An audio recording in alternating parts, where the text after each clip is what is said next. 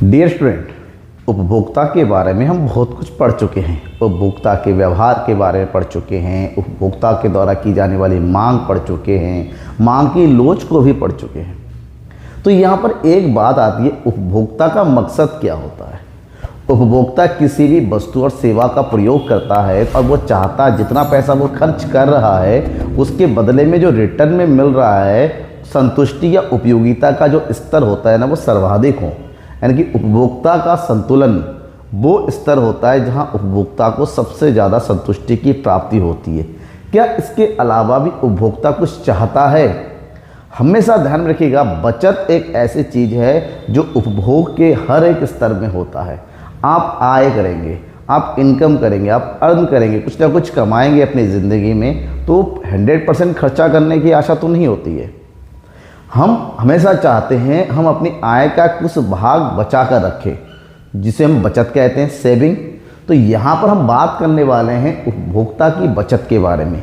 तो उपभोक्ता की बचत क्या आय में से कुछ भाग बचा लेना होता है या कुछ अलग होता है?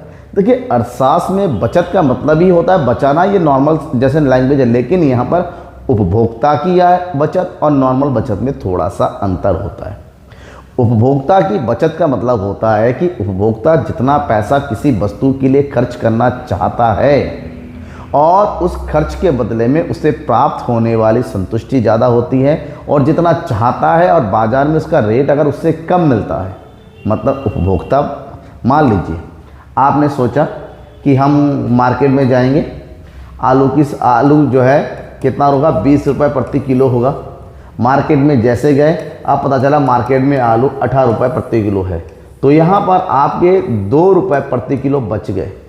तो एक हिसाब से यही उपभोक्ता का बचत, मतलब उपभोग करते हुए, उपभोग की क्रिया करते हुए उपभोक्ता जो बचाता है, ठीक है, उसे ही उपभोक्ता के बचत के रूप। अब इसके बारे में अलग अलग अर्थशास्त्रियों ने अपना अलग अलग कॉन्सेप्ट दिया, अलग अलग विचारधारा दिया, जिसमें 2 विचारधाराएं सबसे ज़्यादा फेमस है। एक है प्रोफेसर मार्शल और एक है प्रोफेसर हिक्स। दोनों के बारे में पढ़ेंगे आज, ठीक है। तो यहाँ पर उपभोक्ता का बचत क्या होता है। उपभोक्ता से आर्थिक कल्याण की दृष्टि से उपभोक्ता की बचत का अपना एक विशेष महत्व होता है, और इसकी परिकल्पना सबसे पहले फ्रांस के अर्थशास्त्री और इंजीनियर भी थे, R.K. डुपिट के द्वारा किया गया था। वो भी 1844 ईस्वी में कि उपभोक्ता की बचत भी कोई चीज़ होती है, उपभोक्ता इस चीज़ को ध्यान में रखता है संतुष्टि के अलावा।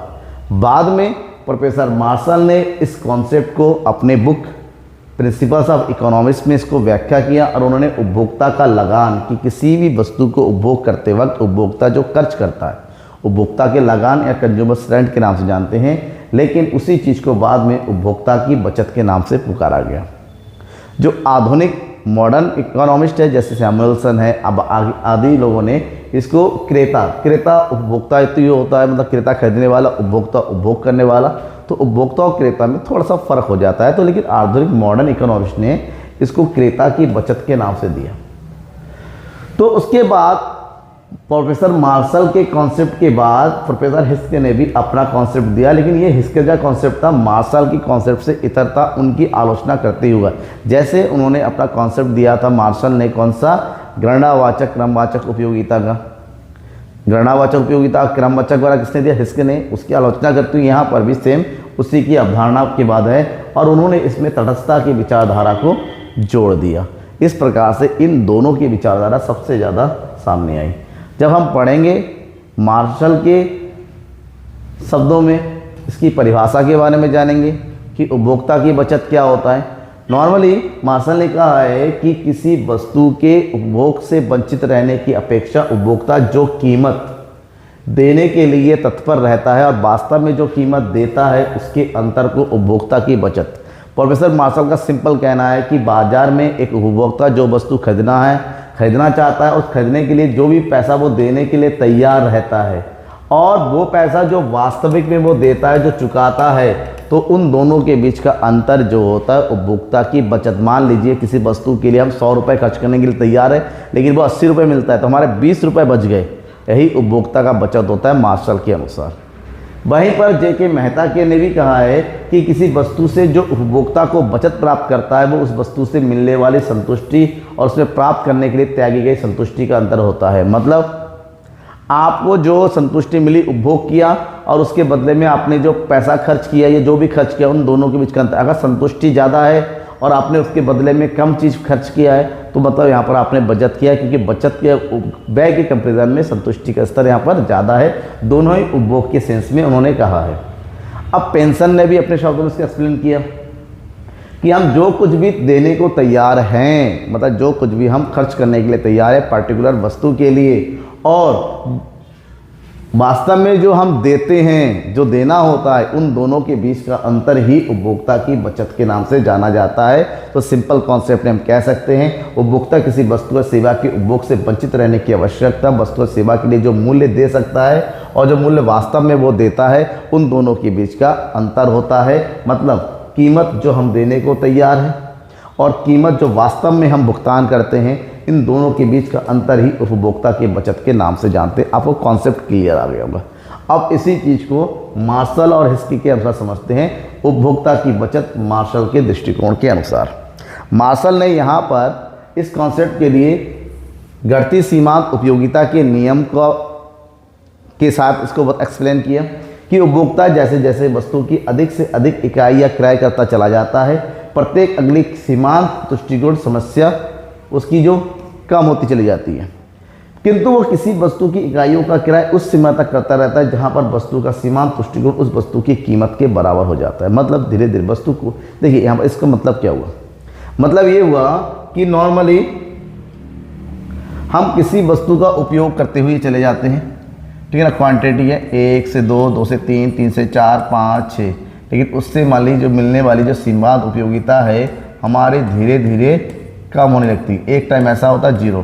तो जब तक हम ये कम करते रहते हैं, क्योंकि हमें उपयोगिता कम हो रही है, लेकिन हम जो पैसा खर्च कर रहे हैं, जब तक ये मान लीजिए हम जो पैसा खर्च कर रहे हैं 20 हर बार सेम यूनिट, तो एक टाइम ऐसा होगा कि ये बराबर हो जाएगा, फिर उसके कम होने, मतलब जहाँ तक ही हमारा जितना पैसा हम खर्च कर रहे हैं उससे ऊपर अगर संतुष्टि प्राप्त होती रही है तो उपभोक्ता लगातार खर्च करता रहेगा, क्योंकि उसको अधिक उपयोगिता की प्राप्ति हो रही है। इस प्रकार उपभोक्ता किसी वस्तु की अधिसीमांत इकाइयों के उपभोग से जितना उपयोगिता प्राप्त करता है उसे कीमत के रूप में कम तुष्टिगुण त्याग करना पड़ता है। मतलब किसी वस्तु से उसकी जितनी भी संतुष्टि मिलती है उसके बदले में जो पैसा खर्च करता है वो कम होता है और यहीं पर बचत होता है। एग्जाम्पल के साथ समझे, ये है सेब, पहली, दूसरी, तीसरी, और हर एक सेब के लिए उपभोक्ता जो है इतना इतना पैसा खर्च करने के लिए तैयार है। वो चाहता है कि मैं ये खर्च करूँगा, पहले के लिए 50, 40, 30, 20 और 10। और सेब की बाज़ार में कीमत कितनी है? 10 रुपये। बाज़ार कीमत मतलब फिक्स होती है और उपभोक्ता सोच के आया है कि मैं इस तरह से पैसा खर्च करूँगा। मतलब हर एक यूनिट के लिए कितना पैसा बचा रहा है वो? 40, 30, 20, 10 फिर 0। मतलब यहाँ पर आपको कहेगा ठीक बचत हमारा हो गया, इतने सेब खरीदना हमारा सही है। इसी चीज़ को अगर एक्सप्लेन करते हैं हम किस में, डायग्रामेटिक वे में, तो आपने क्या देखा, हम ये देखते हैं कि पहले यूनिट के लिए ये है उसकी वस्तु की वास्तविक कीमत और ये कीमत तक हम देने के तैयार। इसका मतलब हम पहले यूनिट के लिए 40 यूनिट बचा रहे हैं, फिर 30, फिर 20, फिर 10, इस तरह बचाते चले जाए, फिर हमारा 0। मतलब यहाँ तक हम किसी वस्तु का उपभोग करने के लिए तत्पर होंगे, क्योंकि यहाँ तक हमें बचत की प्राप्ति हो रही है, हमें फ़ायदा हो रहा है और हमें अधिक संतुष्टि की प्राप्ति हो रही है जितना कि हम व्यय कर रहे हैं। और एक उपभोक्ता हमेशा अपनी लाइफ में यही चाहता है कि जितना वो खर्च करे मिलने वाली संतुष्टि का ग्राफ उसका उससे ज़्यादा रहे।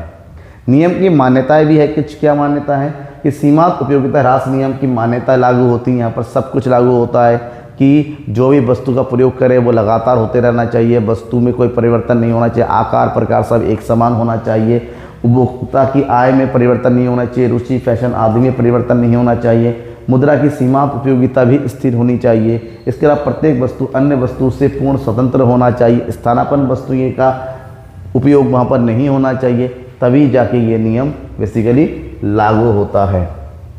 अब इसी नियम की आलोचना भी की गई है, क्योंकि उनका जो है कि उपयोगिता को मापा जा सकता है क्रम से, लेकिन नॉर्मली हमें पता है उपयोगिता को माप नहीं सकते।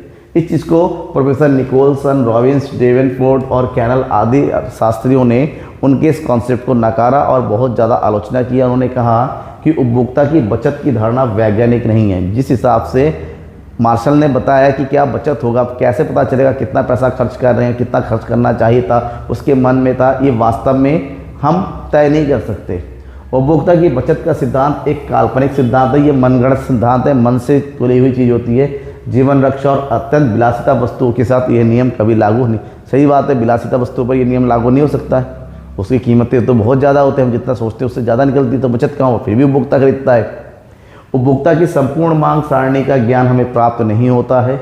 इसके अलावा उपभोक्ता की बचत परिवर्तनशील होती है, समय के साथ साथ ये बदलता रहता है, और उपभोक्ता की बचत का आप पर्याप्त और सटीक माप नहीं कर सकते, क्योंकि आप संतुष्टि को नहीं माप सकते। ये सबसे बड़ी प्रॉब्लम है। इस चीज़ के बाद प्रोफेसर हिक्स ने अपना कॉन्सेप्ट दिया। प्रोफेसर हिक्स ने मार्शल के दृष्टिकोण को आलोचना किया, उनको कहा कि ये सिद्धांत गलत है। उसकी जगह पर उन्होंने तटस्थता वक्र सिद्धांत को इसके साथ जोड़ा और कहा तटस्थता विश्लेषण द्वारा उपभोक्ता की बचत की व्याख्या करने में उपयोगिता की परिमाणात्मक रूप में मापने की आवश्यकता नहीं। उन्होंने कहा यहाँ पर हमें नंबरों के साथ मापने की जरूरत नहीं, कितना किया, यहाँ पर हम इसको क्रम दे सकते हैं, क्रम के आधार पर ही उपभोक्ता की बचत को मापा जा सकता है। तो नॉर्मली इस तरीके से हिक्स ने मार्शल द्वारा प्रतिपादित उपभोक्ता को बचत के विचारों की एक मुख्य आलोचना को दूर करने का प्रयत्न किया कि यहाँ पर हमें इसको मापने की जरूरत नहीं, हम इसको केवल क्रम देंगे। हम वस्तु का उपभोग किस क्रम में कर रहे हैं, किसका पहले फिर बाद में फिर, क्योंकि उपभोक्ता को हम नंबर नहीं दे सकते। हम उपभोक्ता को कितनी संतुष्टि मिल रही है हम उसको एक्चुअली नंबर में नहीं मार सकते, लेकिन इतना जा सकते हैं किसी वस्तु का उपभोग करने पर सबसे ज़्यादा संतुष्टि किससे मिले, उससे कम किसको मिली, उससे कम किसको मिली, सबसे कम संतुष्टि किससे मिली, ये जरूर बता सकते हैं। इस विश्लेषण विधि में उन्होंने मुद्रा के सीमांत तुष्टिकोण को स्थिर नहीं माना। नॉर्मली मार्शल ने कहना था मुद्रा से मिलने वाली सीमांत तुष्टिकोण स्थिर होती है, एक जैसी होती है, जैसा कि मैंने एग्जाम्पल देकर अभी बताया। लेकिन यहाँ पर हिक्स ने कहा कि मुद्रा से मिलने वाले तुष्टिकोण भी स्थिर नहीं, क्योंकि मुद्रा एक ऐसी चीज़ है जिस पर जिस हिसाब से खर्च करोगे समय के साथ साथ उससे मिलने वाली संतुष्टि का स्तर भी हमारा घटता रहता है, बढ़ता रहता है, और पूरक वस्तु स्थानापन्न वस्तु ही भी बाजार में अवेलेबल होती है। इसका मतलब उन्होंने जो मान्यता की कि सब स्थिर होना चाहिए, हिक्स ने कहा कि नहीं, इन सब का भी हम समायोजन करते हैं। इस प्रकार अन्य दो अवास्तविक मान्यताओं को भी उन्होंने दूर कर दिया। हिक्स ने कहा कि जब किसी वस्तु की कीमत गिर जाती है तो उसके दो प्रभाव होते हैं। नॉर्मली उपभोक्ता हमेशा ये सोचता है कि वस्तु की कीमत कम होने पर ही हम वस्तु की अधिक मात्रा खरीदेंगे, क्योंकि तभी उसकी बचत होगी। मान लीजिए उपभोक्ता सोच के जा रहा है कि मार्केट में 10 रुपये होगा और हम जो है 10 रुपये के हिसाब से 10 केजी खरीदेंगे, इसका मतलब मैं 100 रुपये खर्च करूँगा। लेकिन जैसे ही वो जो है अब मार्केट का रेट 10 की जगह 8 रुपये मिलता है और अब वो 10 केजी की जगह अब ज़्यादा खर्च करता है, क्योंकि सर अब जो है कि 8 रुपये के हिसाब से उसको सब्जियाँ वो आलू मिल रहा है, अब वो 100 रुपये उसको खर्च करने हैं, तो इसका मतलब होता है कि यहाँ पर उसका केजी क्या हो जाएगा, बढ़ जाएगा। ठीक है ना, 8 दूनी 8 एकम 8, 8 दूनी 16, 12.5 केजी वो जो खरीद सकता है। मतलब 2.5 किलो अब उसे आलू ज़्यादा मिलेगा। तो पहले वो 10 किलो आलू मिल रहा था, अब उसको 2.5 किलो ज़्यादा मिल रहा था। ये नहीं कि मुद्रा की हिसाब, मुद्रा की माप नहीं, स्थिर नहीं माना, मुद्रा बदल गया, ठीक है ना, प्राइस बदल गया, मुद्रा की वैल्यू बदली, लेकिन उसकी तुलना में उसको प्राप्त होने वाली चीज़ें हैं वो ज़्यादा मिली। यही 2.5 किलो उसको अधिक प्राप्त करना आलू की मात्रा, यही उपभोक्ता की बचत होती है। तो उपभोक्ता वस्तु की कुछ अधिक मात्रा खरीद सकता है और उसको किसी अन्य वस्तु के स्थान पर प्रयोग भी, यह भी हो सकता है जो उसने केवल यहाँ पर 10 किलो ही खरीदा, 80 रुपये में खरीद लिया, बच्चे उसके बाद 20 रुपये, 20 रुपये से वो किसी दूसरी वस्तु खरीद सकता, ना कि किसी एक वस्तु को।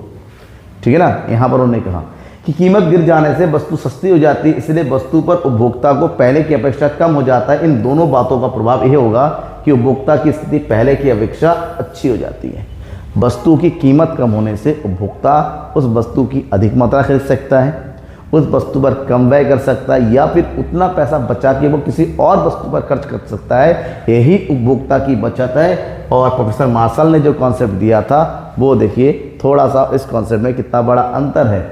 दूसरे शब्दों में ये कह सकते हैं कि किसी वस्तु की कीमत गिर जाती है तो एक प्रकार से उपभोक्ता वास्तविक आय भी बढ़ जाती है, और ये उपभोक्ता की वास्तविक आय का बढ़ना ही उपभोक्ता का बचत कहलाता है।